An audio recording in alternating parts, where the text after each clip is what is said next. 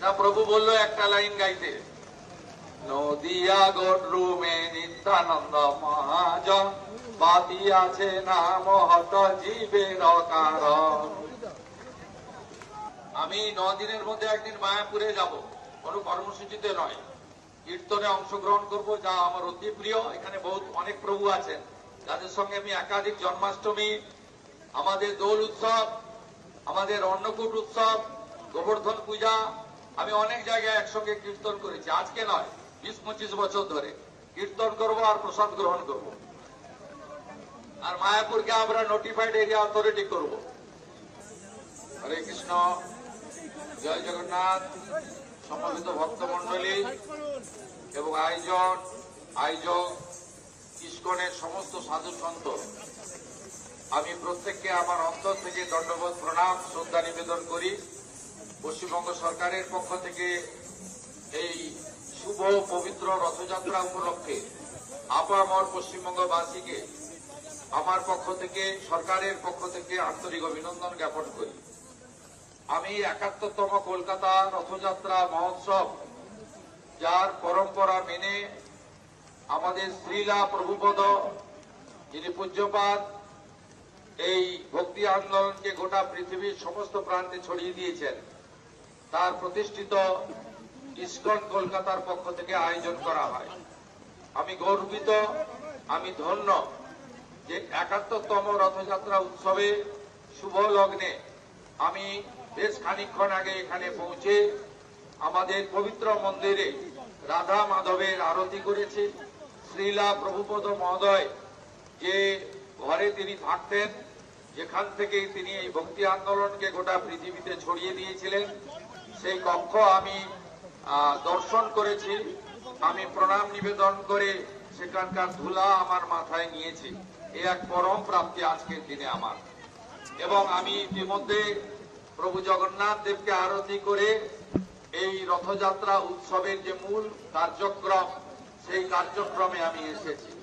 আমি শুধু একটা কথাই বলবো, যে ভক্তি আন্দোলন একটা সময় প্রভু শ্রী চৈতন্যদেব শুরু করেছিলেন, যা পরবর্তীকালে শ্রীলা প্রভুপদ গোটা পৃথিবীব্যাপী ছড়িয়ে দিয়েছেন। হরে কৃষ্ণ মন্ত্র এবং জগন্নাথ দেবের শ্রী শ্রী রথযাত্রা, এটা গোটা আন্তর্জাতিক স্তরে ছড়িয়ে দিয়েছেন। এর বার্তা সর্বত্র ছড়িয়ে পড়ুক।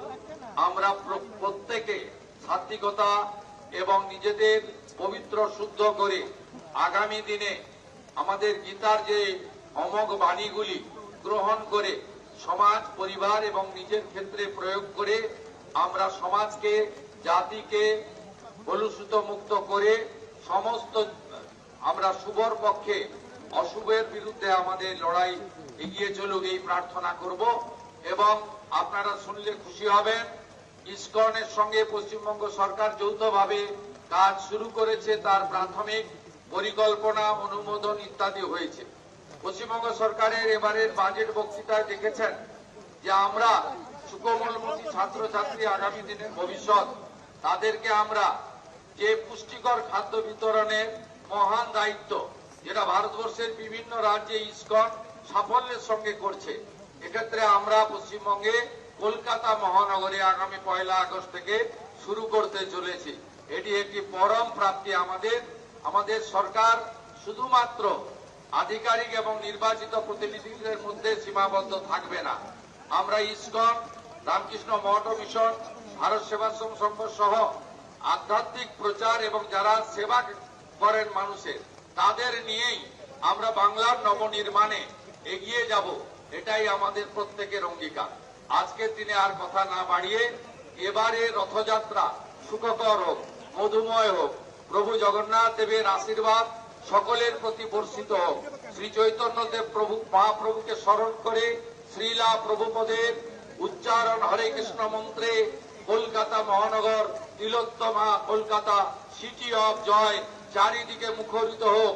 এই প্রার্থনার সাথে সাথে পুরী ধামকে স্মরণ করে, দীঘা যে রাজ্য সরকারের কালচারাল সেন্টার আছে, সেখান থেকে পুরী ধামের সম্মান রক্ষা করে আমরা ধাম শব্দটি সরিয়ে নিয়েছি।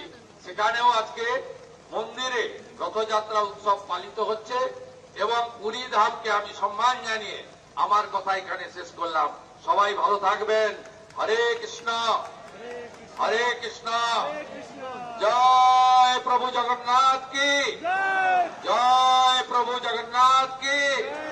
কলকাতা রথযাত্রা মহোৎসব কি কলকাতা রথযাত্রা মহোৎসব কি কলকাতা রথযাত্রা মহোৎসব কি। একবার সবাই মিলে হরিধ্বনি।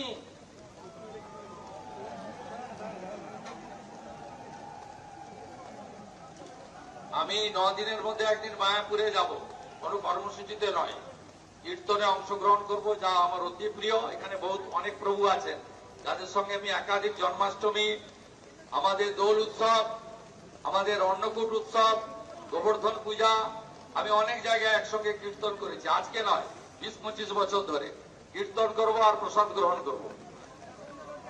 আর মায়াপুরকে আমরা নোটিফাইড এরিয়া অথরিটি করব। দীপের একটু ছাটো নামা ভাই, কোথায় নামা বলো, একটু নামা পরিষ্কার।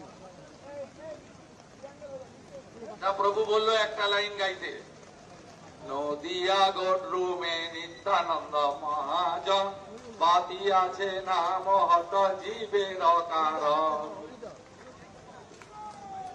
অসাধারণ। আমার মনে হয়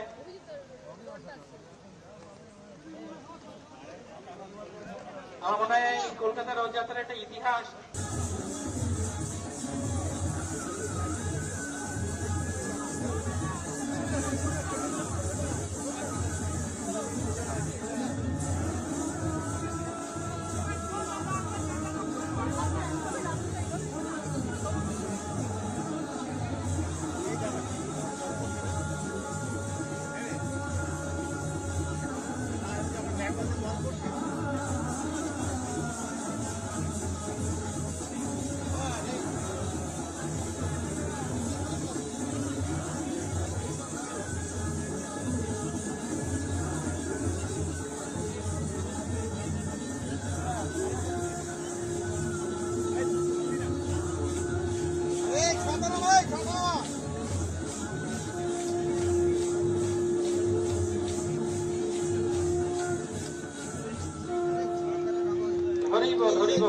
অনেক ধন্যবাদ। এখন আমরা শুভেন্দু মহাশয়কে অনুরোধ করব বক্তব্য রাখার জন্য। উনি আমাদের সম্মান প্রদর্শন করেছেন, ভগবানের আশীর্বাদ তার উপরে বর্ষিত হচ্ছে। আমরা বাংলা